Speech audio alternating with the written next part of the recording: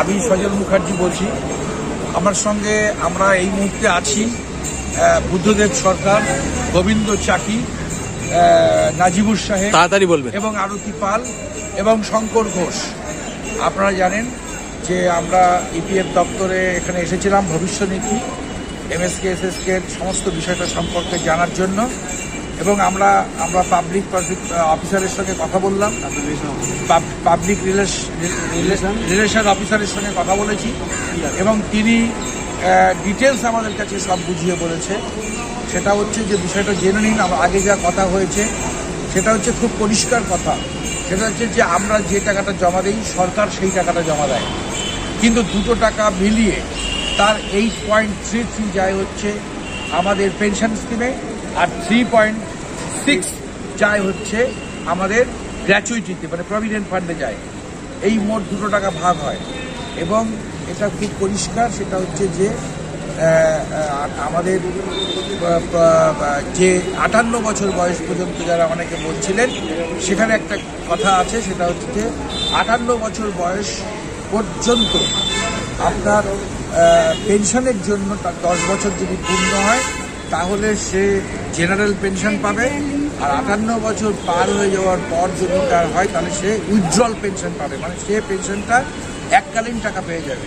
10 বছর পূর্ণ হতে হবে 58 বছরের মধ্যে, আর 58 বছরের পরে গিয়ে যদি তার 10 বছর পূর্ণ হয় তাহলে কিন্তু তার উইথড্রল পেনশন হবে, উইথড্রল পেনশন মানে এককালীন সে টাকাটা পাবে, পেনশনের টাকাটা।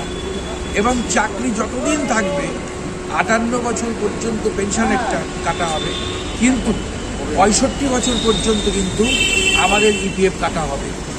এবং ইপিএফের এই যে পেনশন সেটা কতদিন কাটা হয় তার লংজিভিটির উপরে নিশ্চয়ই একটা নির্ভর করে।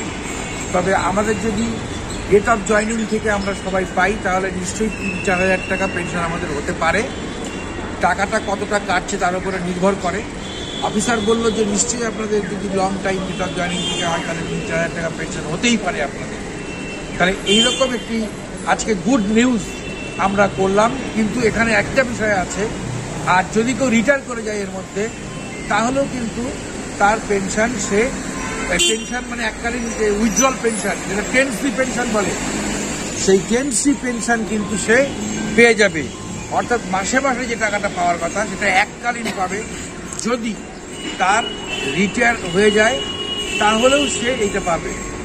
আর এই সমস্ত বিষয়টা আমরা খোঁজ দিলাম। এখন আমরা হাইকোর্টে যাব। আমাদের কিন্তু মূল লড়াইটা 15 সাল থেকে না, 15 সাল আমাদের ডেট অফ জয়নিং থেকে মূল লড়াই, যেটা বিকাশ ভট্টাচার্য মামলা করছে। যদি আমরা জয়লাভ করতে পারি তাহলে সেক্ষেত্রে কিন্তু 58 বছর পর্যন্ত সকলের 10 বছর হবে এবং সেটা আমাদের বিশাল জয় হবে। সবাই আসুন, একসঙ্গে আমরা সেই লড়াই করি। যে লড়াই আমরা নেমেছিলাম আমরা আশা করি সেই লড়াই আমরা জিতব। ধন্যবাদ।